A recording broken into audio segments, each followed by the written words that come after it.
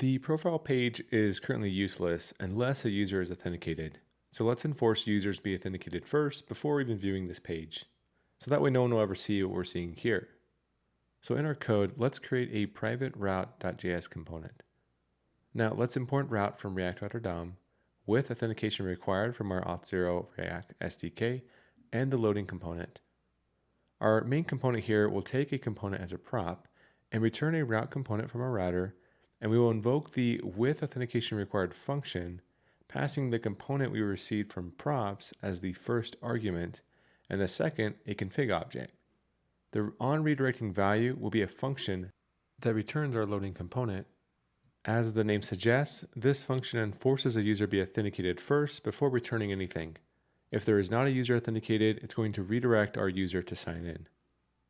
Now that we've created a private route component, which we'll use to enforce user authentication before navigating to whichever page component we provide, we can use it in our routes.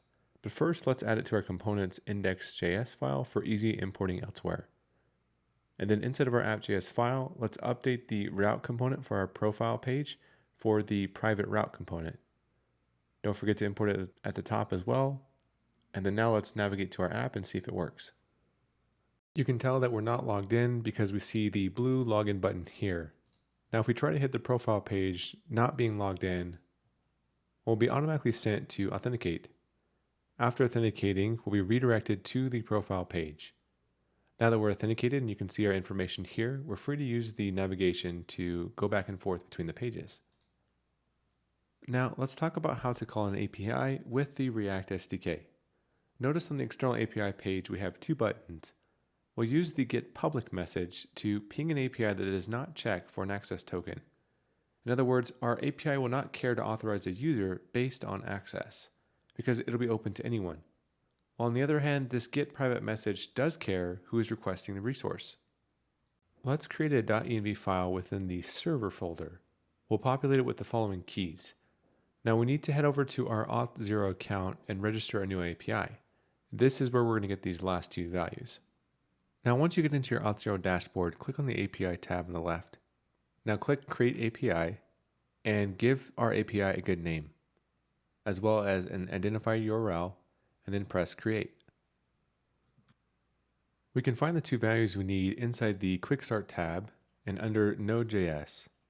Now here inside of this jot code, let's copy and paste the audience and the issuer to our .env file.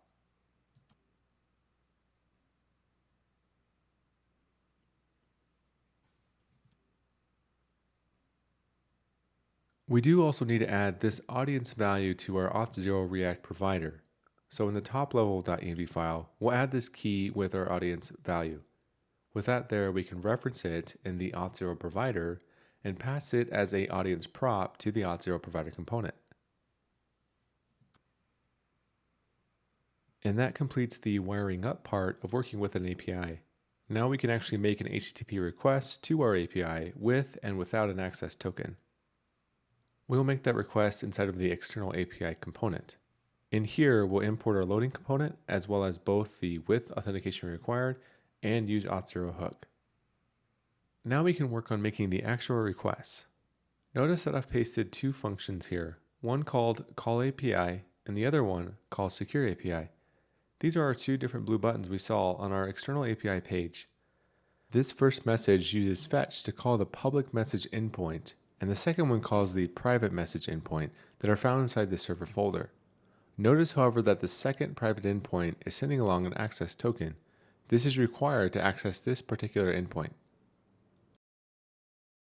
We get this access token by destructuring the function getAccessToken silently from our useAuth0 hook.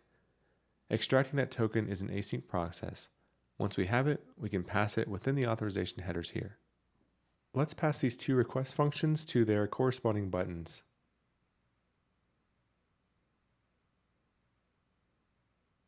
And finally, we'll wrap this component in our with authentication required function to enforce that a user is authenticated before playing around with these APIs.